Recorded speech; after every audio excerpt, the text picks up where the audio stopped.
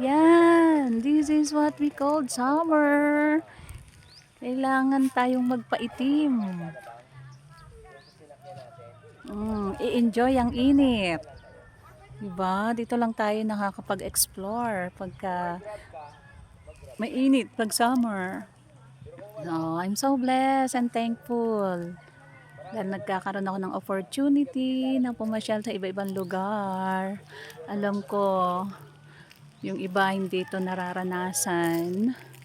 Kaya I'm so thankful. Thank you, Lord. Thank you sa aking mga friendship na dinadala ko dito. Thank you sa nagdala sa akin. Thank you, Beth. Thank you, Pio. Pati anak ko kasama. Ang bait ni Lord. Thank you, Lord.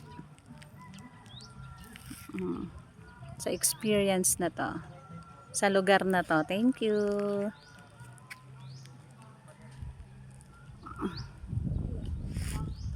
Papasyal ko na lang kayo. Kunwari, i-feel nyo na nandito kayo. Diba?